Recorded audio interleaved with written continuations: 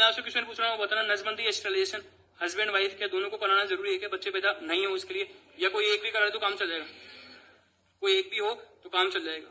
चलो कोई एक भी हो तो काम चल जाएगा। तो अब हमारे पास दो हैं, वाइफ और हस्बैंड, और हम बायोलॉजी पढ़ रहे हैं। तो अब आप मुझे बताना, वाइफ भी करा ले तो भी काम चल जाएगा, हस्बैंड भी करा ले तो भी काम चल जाएगा, दोनों को कराने की जरूरत है नहीं। तो हम किसको मोटिवेट करें कि हस्बैंड को करें कि हस्बैंड तुम ही करा लो, सही है, वाइफ को क्यों परेशान कर रहे हो, या हम वाइफ को बोले कि वाइफ तुम ही करा लो, हस्बैंड को क्यों परेशान कर रहे हो? तो देखते हैं, इसका आंसर ढूंढने की कोशिश करें। तो मेरा आपसे क्वेश्चन ये कि नसबंदी किसको करा लेना चाहिए, ज्यादा बेटर क्या है, ये क्वेश्चन है मेरा आपसे। क्वेश्चन समझ में आ गया कि नसबंदी मेल को करा लेनी चाहिए, ज्यादा बेटर है, वाइफ को क्यों परेशान कर रहा है? वाइफ ने तो पहले दहेज दे दिया, बहुत परेशान हो गई, और आपने बताना मादा जो है और मेल जो है वो मेल करा ले, जो भी है। चलो ठीक है, देखते हैं। तो यहाँ से देखते हैं क्या अच्छा है। आप अपना आंसर दो, ऊट पटांग से बढ़िया मैं आंसर देता हूँ, तो डायरेक्ट आंसर सुनना। तो शुरू करते हैं हम। क्या होता है इतना तो हमको पता लग रहा है, आगे की बात आपसे कोई नहीं पूछने वाला एग्जाम में, ये तो बस ठीक है, मैं आपको ऐसे ही बता रहा हूँ ताकि आप बायोलॉजी पढ़ने से आसपास वाले लोगों को मोटिवेट कर पाओ। तो देखते हैं कैसे। सबसे पहले नर नसबंदी जो ऑपरेशन है, इस ऑपरेशन में टाइम बहुत कम लगता है।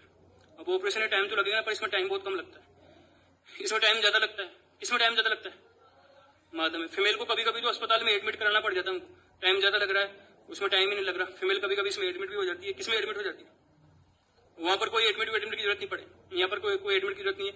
मान लो ये आरएस बन गया, ये लड़का जो था आरएस बन गया, 2 बच्चे हो गए, और आप मुझे बताना इसको अपने ऑफिस पहुंचना था 10 बजे, और आप मुझे बताना 10 बजे ऑफिस पहुंचना था, और ये सुबह 9 बजे अपने घर से निकल गया, बीच रास्ते में अस्पताल आ गया, 9:15 बजे अस्पताल पहुंच गया और बोला मेरी वेसेक्टोमी कर दो। डॉक्टर ने इसकी वेसेक्टोमी कर दी और 9:20 पर ये फ्री हो गया। और 9 बजे फ्री होने के बाद आप मुझे बताना, और 9:20 पर फ्री होने के बाद आप मुझे बताना 9:30 बजे आप कहाँ पहुंच गया? अपने ऑफिस पहुंच गया। 10 बजे पूछा था, 9:30 पहुंच गया।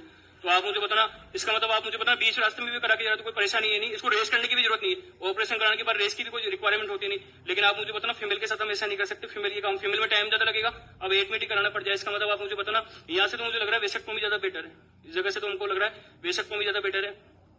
पर क्या ओनली टाइम को कंसीडर क्यों करेंगे? और भी चीजें देखते हैं, टाइम कम लग रहा है तो क्या हुआ, ये हो गया टाइम का। दूसरा आप मुझे बताना, जब ऑपरेशन करते हैं तो कोई ना कोई कॉम्प्लिकेशन हो जाती है। ऑपरेशन कराने के बाद कभी कभी कुछ जटिलताएं, कॉम्प्लिकेशन आ जाती है। नर नसबंदी के बाद कोई कॉम्प्लिकेशन नहीं आती, नर में कोई परेशानी नहीं आती, लेकिन फीमेल में कॉम्प्लिकेशन आ सकती है। फीमेल में नई नई परेशानियां पैदा हो सकती है। तो आप बताना, कुछ समय कम लग रहा है, वहां पर कोई कॉम्प्लिकेशन नहीं आ रही, कोई जटिलता नहीं आ रही। यहाँ पर फीमेल ने ऑपरेशन कराया, पता लगा नसबंदी तो हो गई, पर कोई दूसरी समस्या खड़ी हो गई फीमेल के साथ, तो क्यों करें हम ऐसा काम? उसके बाद लास्ट बात ये भी देख लेना, आप मुझे बताना, इन दोनों ने नसबंदी करा ली और इनके दोनों बच्चे मर गए, और दोनों बच्चे मर गए। अब ये सोचेंगे बिना बच्चों के हम पूरी जिंदगी कैसे बिताएं? तो अब इनका मन कर रहा है कि एक काम करते हैं, दोबारा हम बच्चे पैदा कर लेते हैं, पर दोबारा बच्चे कैसे पैदा करेंगे? इन्होंने तो अपने अपने को काटे हुए। तो अब आप मुझे बताना, अभी आप मुझे बताना, अस्पताल जाएंगे और अस्पताल में डॉक्टर को बोलेंगे हमने जिस ऑर्गन को काटा है क्या वो दोबारा सिल सकते हैं? तो डॉक्टर बोलता है हाँ। आप बताना इसमें किसको काटा हुआ है हमने? वासा को। ऑपरेशन करके वासा को दोबारा सिलना पॉसिबल है। इसका मतलब इसमें दोबारा जो वासा हमने काटी थी, इसको हम ऑपरेशन करके दोबारा बाइंड कर देंगे। लेकिन फीमेल, अभी हालांकि आपको पता नहीं फीमेल में काटेंगे किसको, पर कोई बात नहीं। फीमेल में जिसको हम काटेंगे उसको बाइंड करना थोड़ा मुश्किल होता है, इसको बाइंड करना मुश्किल होता है। अब आप मुझे बताना, बस 3 कारण बहुत है।